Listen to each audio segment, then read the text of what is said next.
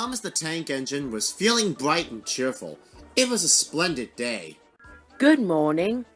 He whistled to some cows, but the cows didn't reply. Oh, never mind. They're busy with their breakfast. Next, he saw Bertie. Hello, Bertie. Care for a race today? But all Bertie could say was, Ouch! That's another hole in the road. I'm sorry, Bertie. Smiled Thomas. Thomas was still in good spirits when Bertie arrived at the next station. Bad luck, Bertie. Now, if you were a steam engine, you'd run on a pair of reliable rails. Puh! Replied Bertie. The railway was supposed to deliver tar to mend the road 2 weeks ago. You can't trust a thing that runs on rails. I run on rails. You can trust me, Bertie. I'll see if I can find out what's happened.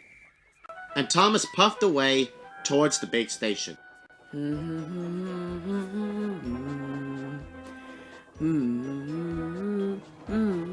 James was snorting about in the yard.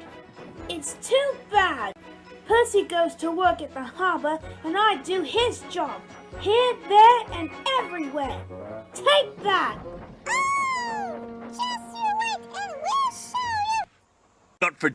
I'll tell you what, James. If you pretended to be ill everywhere, you couldn't shunt freight cars here or go to the quarry there, could you? What a good idea.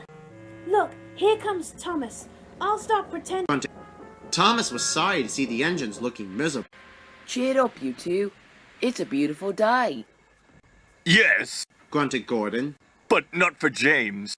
Huh? What's the matter? He's sick! Replied Gordon. Yes, he is. I am. I don't feel well at all. Oh, don't worry, James. I'll help out if you're ill. Gordon and James snickered quietly to each other. Some of James's cars were coupled behind Thomas and he steamed away to the quarry.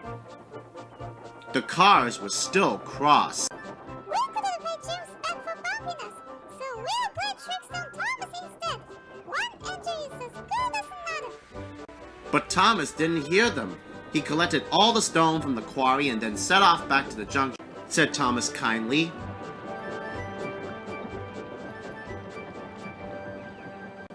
Danger lay ahead. Now for our plan! Go faster! Go faster! Slow down.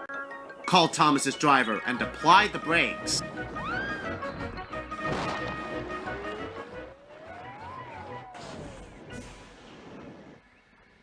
Poor Thomas stood dazed and surprised in a muddy pond as a toad eyed him suspiciously. Bust my buffers. Spluttered Thomas. The day started so well, too. Duck pulled away the cars, and Edward helped Thomas back to the junction. Suddenly, Thomas remembered the missing tar. He told Edward all about it. That's strange. A car full of tar have been left on my station. That must be it. Driver will make sure it gets to Bertie now. Later, James spoke to Thomas.